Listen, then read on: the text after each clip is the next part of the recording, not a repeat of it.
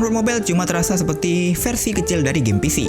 Map luas, grafik tinggi, lalu selesai. Tapi lama-kelamaan, formula itu mulai terasa membosankan. Sampai akhirnya, semua mulai berubah. Beberapa game sekarang mulai terasa hidup dengan caranya sendiri. Ada kota yang penuh chaos, ada dunia musim panas yang terasa seperti liburan tanpa akhir, ada game absurd yang membiarkan pemain melakukan hal-hal random tanpa aturan. Nah, kali ini aku bakal bahas 5 game open world mobile yang vibe-nya beda dari biasanya. Penasaran dengan gamenya? Simak videonya.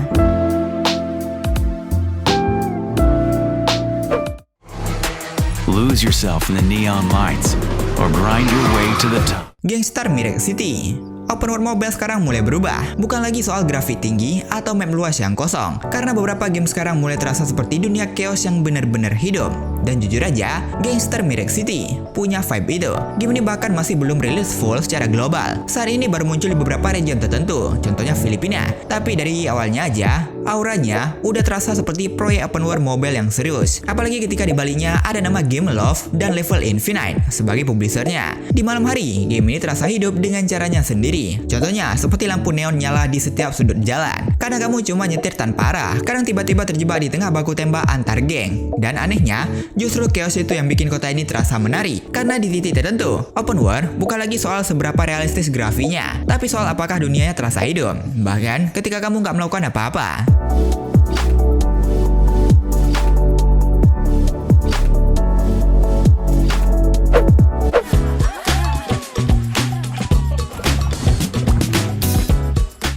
Sunday City. Kalau beberapa open world mencoba terasa sibuk, Sunday City justru terasa seperti tempat di mana waktu berjalan lebih lambat. Game ini membawa vibe musim panas yang seolah-olah nggak pernah selesai. Pantai, lampu-lampu di malam hari, suara kendaraan di pinggir jalan, sampai suasana senja yang terasa hangat di setiap sudut kota. Dan anehnya, game ini nggak benar-benar memaksa pemain buat buru-buru. Kamu bisa bekerja, membangun bisnis kecil, nongkrong, bahkan sekedar berjalan-jalan santai menikmati suasana kota. Semuanya terasa seperti simulasi kehidupan musim panas yang terus berjalan tanpa akhir. Dan mungkin ini yang bikin Sunday City terasa beda. Karena di tengah banyaknya game mobile yang penuh grinding dan kompetisi, game ini justru terasa seperti tempat singgah kecil. Tempat di mana kamu bisa masuk, lalu lupa sebentar sama dunia nyata. Begitu santainya, guys.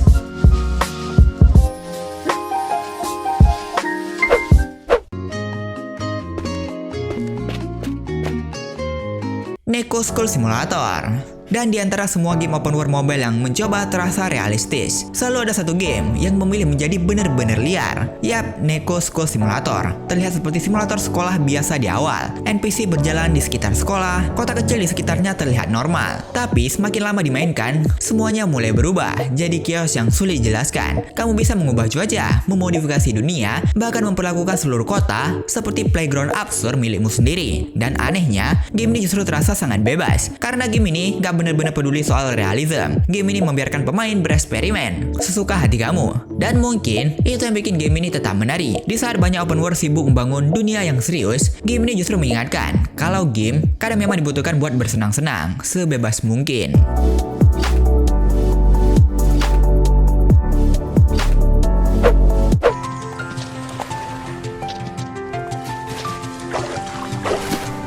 Son of Forces.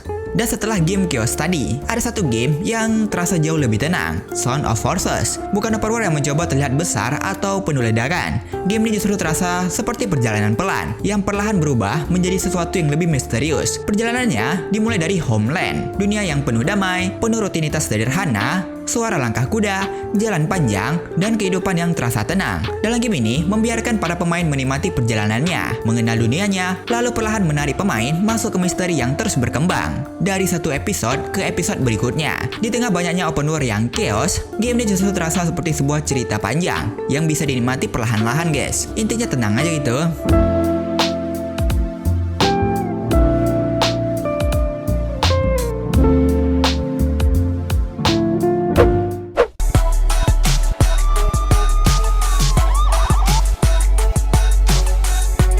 Simulator Petrol. Dan mungkin gak semua open world harus dipenuhi dengan kekacauan, karena ada juga game yang justru terasa hidup lewat rutinitas kecil di dalam kotanya. Police Simulator Patrol membawa vibe itu. Memang sih terasa kayak game RP.